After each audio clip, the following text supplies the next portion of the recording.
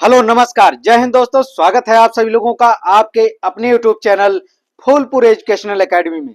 दोस्तों, आज की वीडियो में आपको बताने जा रहे हैं साइंस से रिलेटेड एक चैप्टर है जो कि बड़ा महत्वपूर्ण है, जिसका नाम है ह्यूमन आइज यानी मानव नेत्र एवं रंग बिरंगा संसार।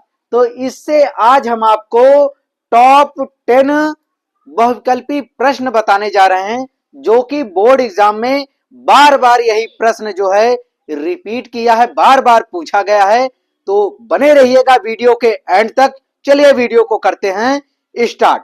तो हमारे पास सबसे पहला ऑप्शन क्या है कि मानव नेत्र का वह कौन सा भाग होता है जिसे नेत्रदान किया जाता है। मानव नेत्र का वह कौन सा भाग होता है जिसे क्या किया जाता है, नेत्रदान। नेत्रदान का मतलब हुआ नेत्र को दान में देना। तो आपने पढ़ा होगा कि जीवन जीते रक्तदान और मरणोपरांत नेत्रदान, यानी नेत्रदान कब किया जाता है, मरने के बाद। जीते जी किसी का नेत्रदान नहीं होता। जीते जी क्या हो सकता है, रक्तदान होता है। तो जो यह नेत्रदान होता है, जब व्यक्ति जो है मर जाता है और वह कभी जो है फाइल भरा हो अपने नेत्र को दान करने के लिए, तो डॉक्टर के द्वारा क्या किया जाता है, उसकी जो नेत्र होता है, उसका जो नेत्र होता है, उसके ऊपर एक परत पाई जाती है जो कि पारदर्शी होती है, जिसका नाम होता है कार्निया। इसी कार्निया वाले परत को ही डॉक्टर के द्वारा क्या किया जाता है, निकाला जाता है। ना कि डॉक्टर आपकी पूरी आंख निकालेगा।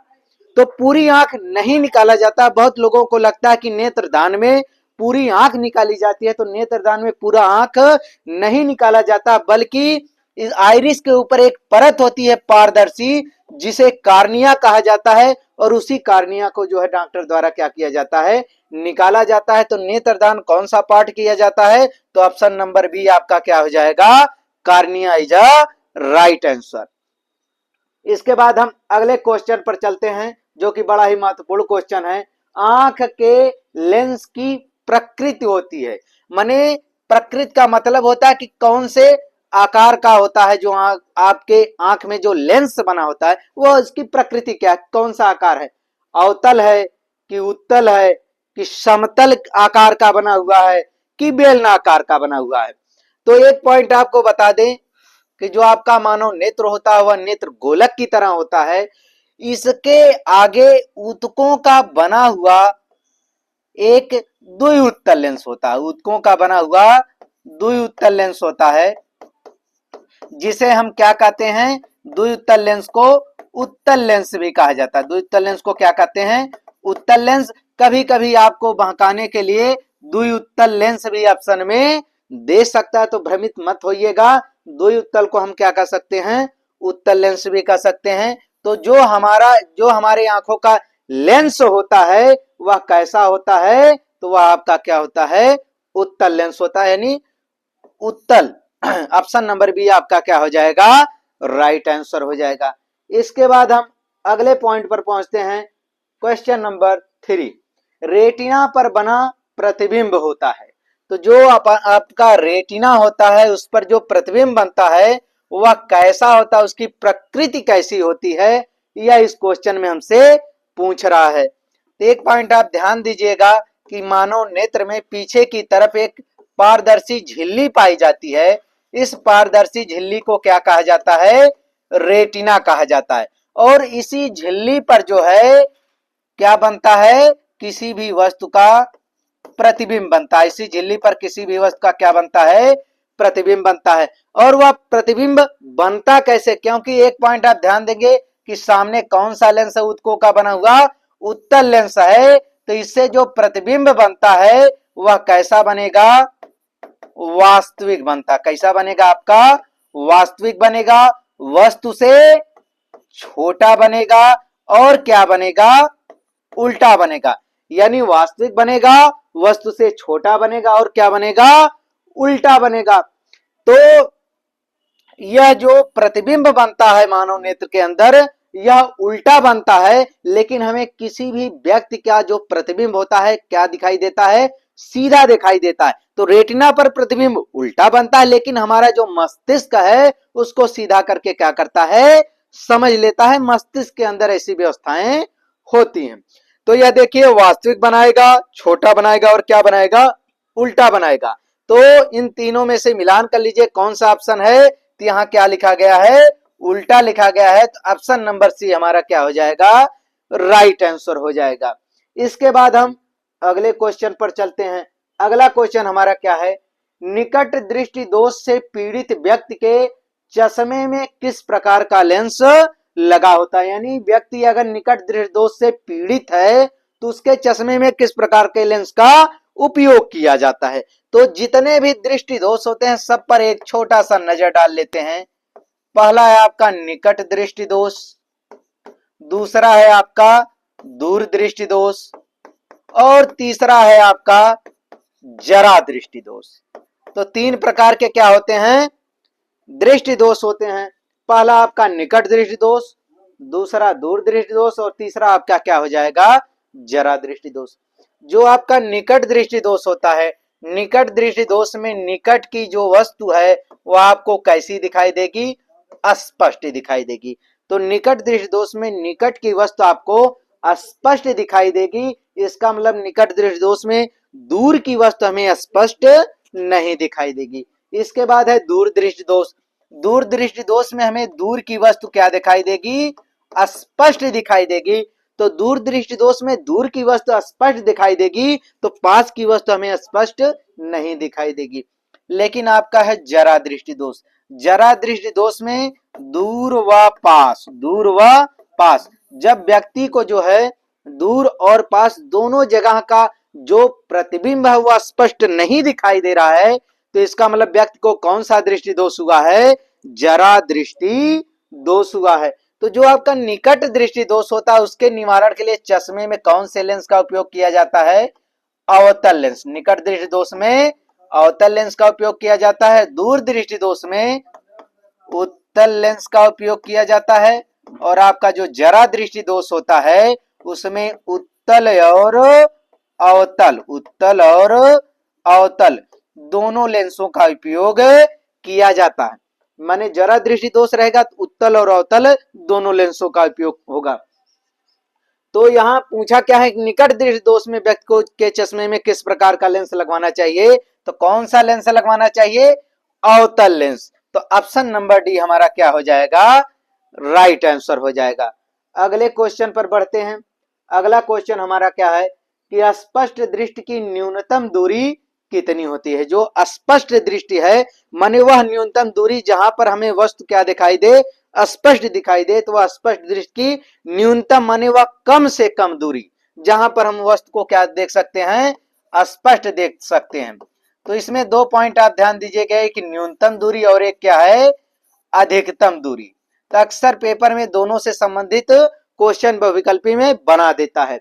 तो स्पष्ट दृष्टि की जो न्यूनतम दूरी होती है वह होती है 25 सेंटीमीटर। माने स्पष्ट दृष्टि की न्यूनतम दूरी क्या होती है, 25 सेंटीमीटर। और यह किसमें होता है, जानकारी के लिए आपको बता दी, यह वयस्क व्यक्तियों में होता है। छोटे बच्चों में, जो छोटे बच्चे होते हैं उनमें यह दूरी क्या होती है, और भी कम होती है, और जो वृद्ध होते हैं उनमें क्या होती है, ज्यादा होती है। और जो अधिकतम दूरी होती है वह कहां पर होती है, इनफाइनाइट यानी अनंत पर होती है। लेकिन बोर्ड एग्जाम में आपको क्या पूछेगा कि स्पष्ट दृष्टि की न्यूनतम दूरी कितनी होती है, तो न्यूनतम दूरी 25 सेंटीमीटर और अधिकतम दूरी आपका क्या हो जाएगा, इनफाइनाइट यानी अनंत पर होगा। चलिए अगले क्वेश्चन पर चलते हैं। क्वेश्चन नंबर 6 हमारा क्या है कि हाइपरमेट्रोपिया के सुधार में प्रयोग होता है। माने एक पॉइंट आप हमेशा याद रखिएगा कि हाइपरमेट्रोपिया का मतलब होता है दूर दृष्टि दोष। हाइपरमेट्रोपिया का मतलब होता है दूर दृष्टि दोष।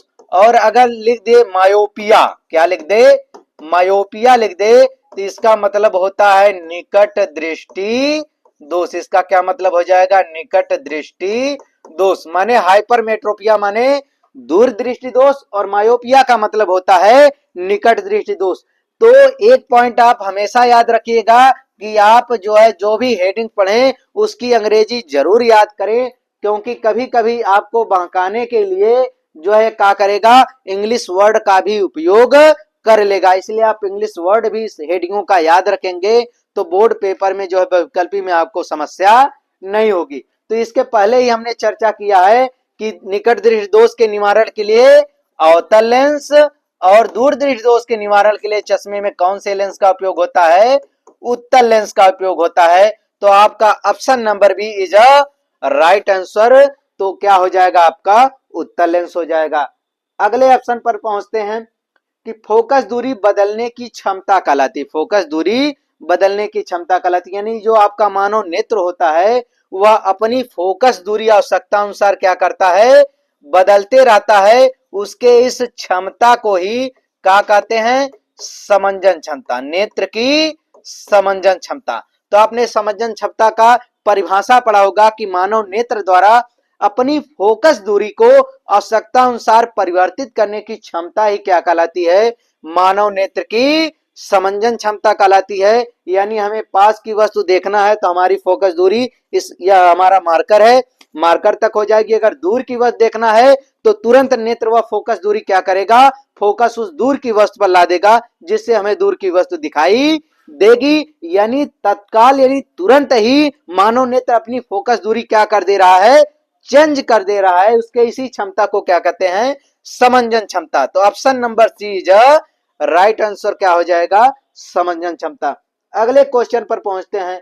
अगला क्वेश्चन है हमारा, आइरिस का रंग किस पर निर्भर करता है। आइरिस का रंग किस पर निर्भर करता है। चार ऑप्शन दिए गए हैं, पुतली, कार्निया, रेटिना और पिगमेंट। तो एक पॉइंट आप ध्यान रखिएगा, पिगमेंट का मतलब होता है वर्णक। वर्णक का मतलब होता है रंग प्रदान करने वाला पदार्थ, रंग प्रदान करने वाला पदार्थ। माने कुछ पदार्थ ऐसे होते हैं जो क्या करते हैं, रंग प्रदान करते हैं।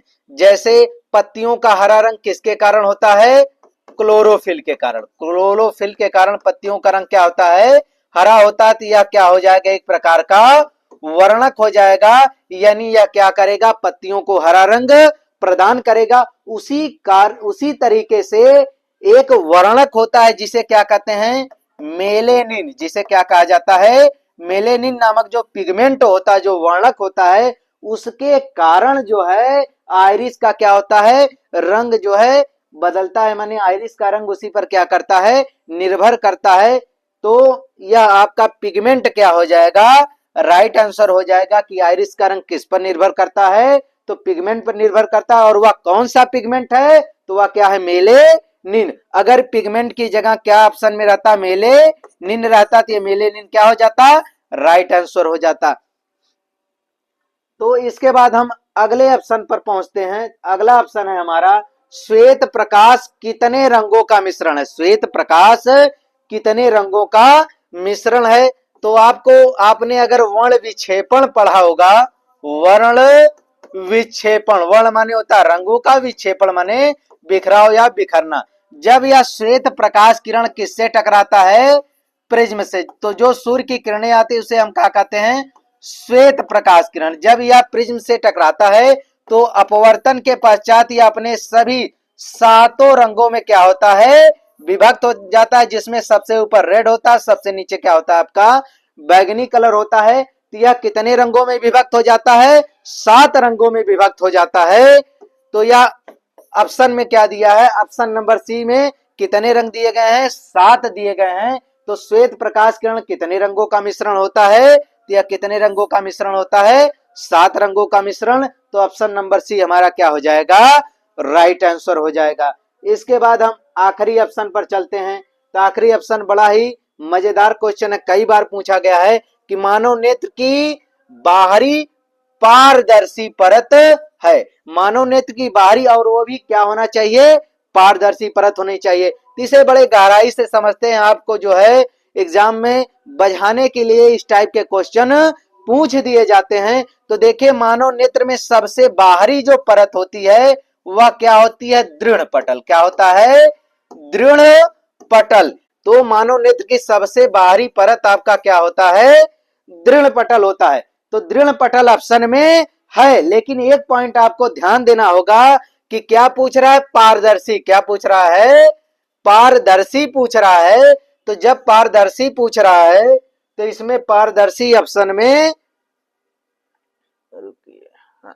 तो जो आपका दृढ़ पटल होता है, दृढ़ पटल क्या होता है? अपारदर्शी। दृढ़ पटल क्या होता है? अपारदर्शी। तो अगर आप यह पढ़े होंगे कि दृढ़ पटल जो होता है वो सबसे बाहरी परत होता है, और आपने क्या किया, दृढ़ पटल पर टिक का निशान लगा दिया, तो यह आपका क्या हो जाएगा? रॉन्ग आंसर हो जाएगा, क्योंकि ऑप्शन में क्या करा, क्या होना चाहिए? पारदर्शी। तो इसके बाद हम देखते हैं तो यहाँ सामने जो है क्या होता है? कार्निया। क्या होता है? कार्निया। जो आपका आइरिस होता है, आइरिस के ऊपर कौन सा भाग होता है? कार्निया होता है, जिसे पहले ऑप्शन में हमने बताया कि मानव नेत्र के समय जो है कार्निया को दान में दिया जाता है। तो यह कार्निया क्या होता है आपका? पारदर्शी होता है। कार्निया क्या होता है? पारदर्शी होता है। तो ऑप्शन नंबर बी आपका क्या हो जाएगा? राइट आंसर हो जाएगा। तो इस प्रकार से कभी कभी एग्जाम में आपको बझाने के लिए इस टाइप के क्वेश्चन दे दिए जाते हैं। तो यह रहे आपका मानव नेत्र से संबंधित 10 महत्वपूर्ण बहुविकल्पी प्रश्न। आप किस चैप्टर का बहुविकल्पी प्रश्न चाहते हैं हाई स्कूल में, आप जरूर कमेंट करके बताइएगा। अगर यह वीडियो पसंद आई हो तो अपने मित्रों के साथ शेयर कीजिएगा। चैनल पर नए हो, चैनल को सब्सक्राइब कीजिएगा। मिलते हैं एक नए वीडियो के साथ। जय हिंद, जय भारत।